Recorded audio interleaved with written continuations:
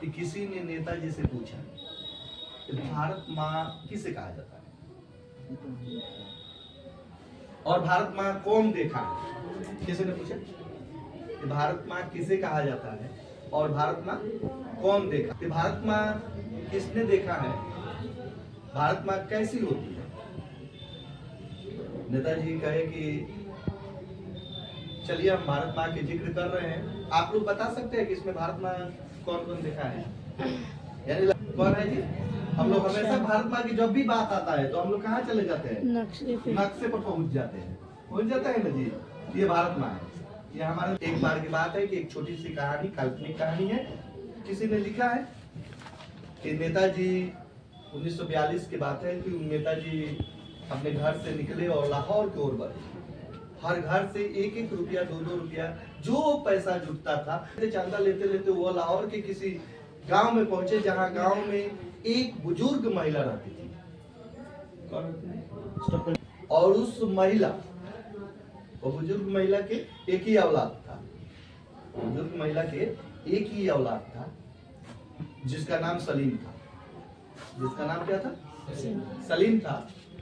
वहां नेताजी अपने बटालियन के साथ पहुंच गए और बटालियन के साथ पहुंचने के बाद वहां कहे कि माताजी मुझे कुछ चंदा चाहिए, माताजी मुझे कुछ चंदा चाहिए।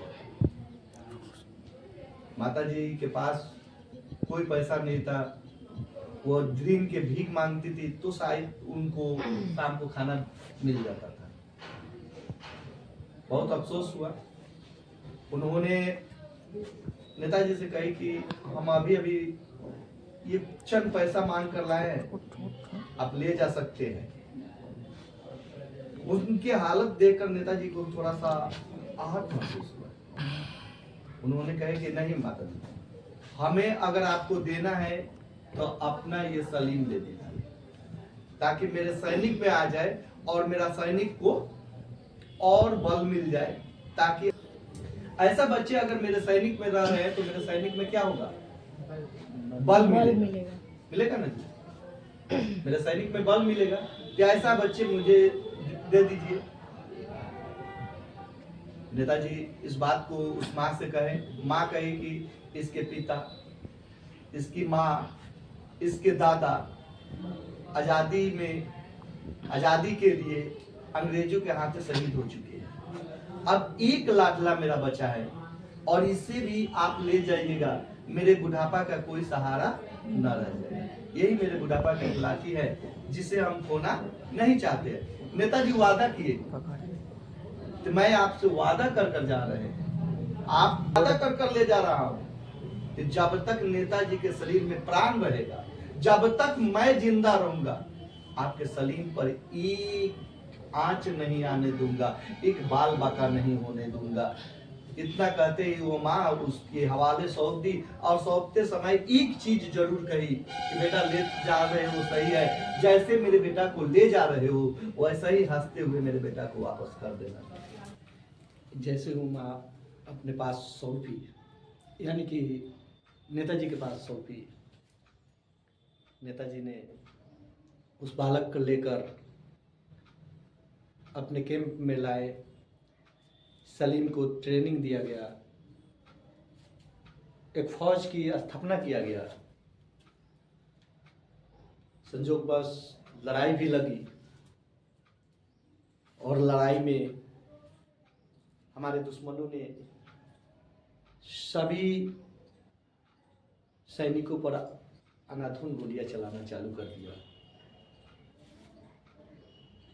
इस प्रकार गोलियां चलाना चालू किया, सभी लोग निहत्थे मारे जा रहे थे, सभी लोग की लाशें टपक रही थी, सभी लोग वहां कूद रहे थे। बस्ती में हल्ला हुआ, बस्ती में जानकारी दी गई, सभी लोग दौड़ते हुए आ रहे थे। किसी के औलाद तड़प रहा था तो किसी के परिवार तड़प रहा था, किसी के पति तो किसी के भाई तड़प रहा था। नेताजी भी वहां पे इस चीज को देखे। सलीम एक तरफ उसके जान निकल रही थी, उसके शरीर में गोलियां से छल्ली की गई थी।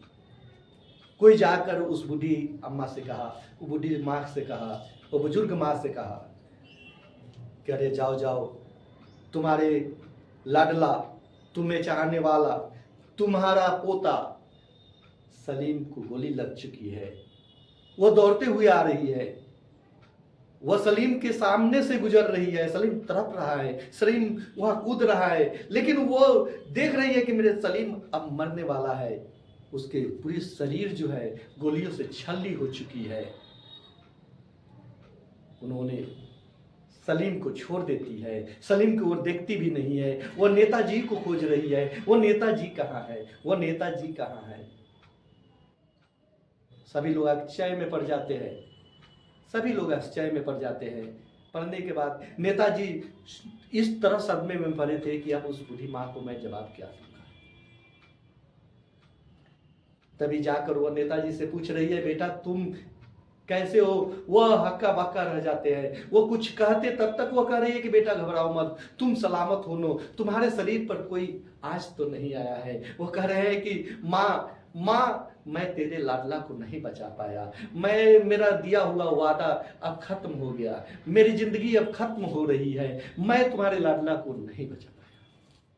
वो बूढ़ी माँ कही कि बेटा घबराओ मत, ऐसा लाडला, ऐसा सलीम हजारों माँ पैदा कर सकती है, हजारों भारत माँ पैदा कर सकती है, लेकिन तुम्हारे जैसे औलाद कोई पैदा नहीं कर सकता है, तुम्हारे जैसे नेता कोई नहीं हो सकता है। सलीम पैदा होगा और वीरता को दिखाएगा। तुम अगर सलामत रहोगे तो ये वीरता और ये अंग्रेज और ये दुश्मनों को भगाने के लिए कामयाब करोगे। तुम्हारे शरीर पर कोई आँच तो नहीं आया है, तुम सलामत हो न। इतना सुनते ही नेताजी खड़े हो जा रहे हैं, वो बूढ़ी अम्मा के गले लगा ले रहे हैं, और गले लगाने के बाद 2-3 दिन या जैसे समय बीतता है वहां जा रहे हैं, एक कैंप लगा रहे हैं, कैंप पर स्टेज बना रहे हैं, स्टेज पर वो माँ को बैठा दे रहे हैं, वो माँ को रख दे रहे हैं। माँ को रखने के बाद वो बूढ़ी माँ जो वहां पे बैठी है, सभी जनता वहां पे पहुंच रहा है, सभी गांव वाले पहुंच रहे हैं, जिनके घर से जो भी मरे थे वो लोग तो पहुंचे ही थे, जो नहीं गए थे युद्ध में वो लोग भी पहुंच रहे हैं, नेताजी के बात सुन रहे हैं। नेताजी फिर से एक बार कह रहे हैं, क्या तुम लोग भारत माता को देखे हो? यदि तुम लोग भारत माता को देखे हो तो ठीक है, नहीं देखे हो तो मैं देखा हूं, मैं तुम लोग से बता रहा हूं कि भारत माता कहाँ है।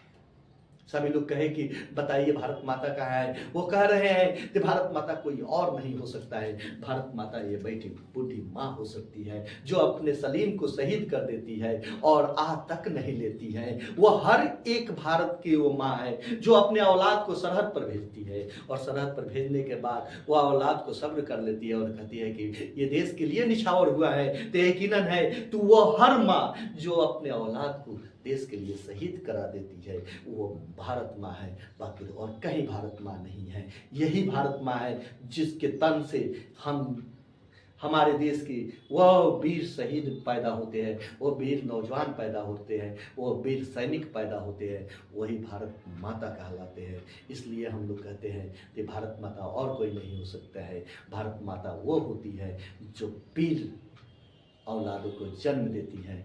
इसलिए जय हिंद, जय भारत, भारत माता की जय।